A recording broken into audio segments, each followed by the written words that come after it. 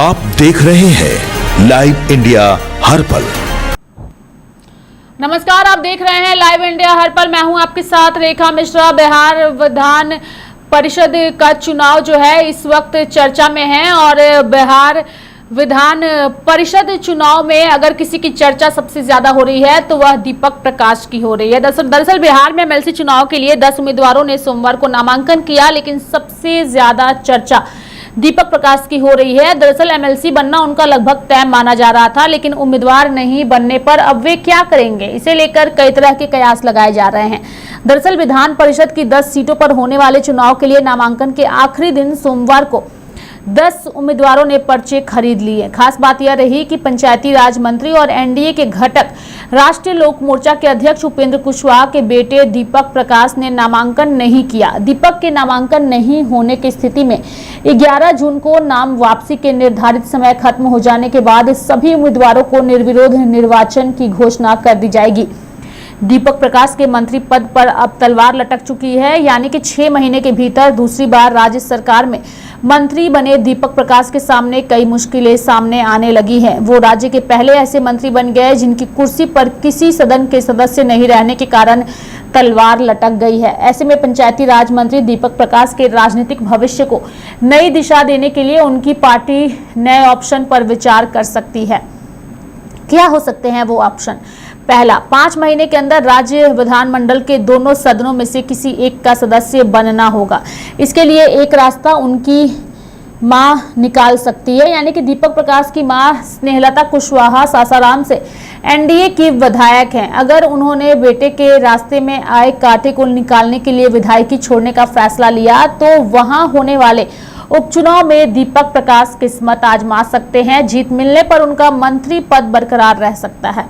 दूसरा रास्ता, यानी कि दीपक प्रकाश के पास दूसरा ऑप्शन यह होगा कि 6 महीने का समय खत्म होने के बाद एक बार फिर मंत्री पद की शपथ लेने की, लेकिन इसके लिए एनडीए और मुख्यमंत्री की सहमति की जरूरत होगी। तीसरा, दीपक प्रकाश के पास तीसरा ऑप्शन मंत्री पद छोड़ने का है। पद छोड़ने के बाद वह बिहार का दौरा कर सकते हैं। कुशवाहा बिरादरी पिछड़ी जातियों में यादवों के बाद दूसरी बड़ी आबादी वाली बिरादरी है। ऐसे में कुशवाहा समाज की सहानुभूति उन्हें मिल सकती है। इन तमाम राजनीतिक गहमा-गहमी के बीच रालोमो सुप्रीमो उपेंद्र कुशवाहा दिल्ली में हैं। सोमवार को दिल्ली रवाना होने से पहले उन्होंने कहा था कि कोई भी नाराजगी नहीं है। एक सीट मिलने की उम्मीद पर उन्होंने कहा ठीक है, लेकिन ये सवाल उनसे जाकर पूछिए जिन्होंने लेटर जारी किया। साथ ही उन्होंने एनडीए के एमएलसी प्रत्याशियों को शुभकामनाएं भी दी।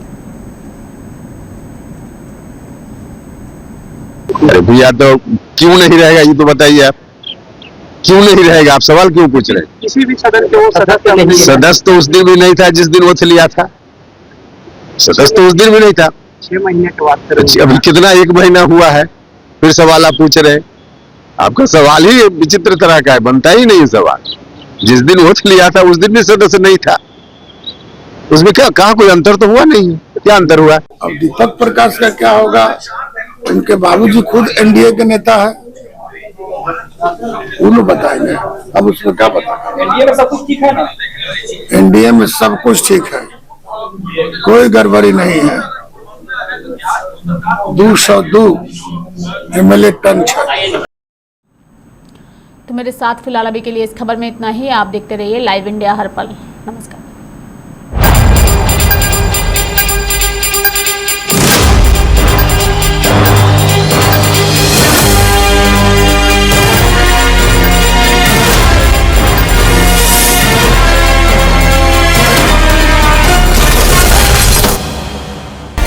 आप देख रहे हैं लाइव इंडिया हर पल।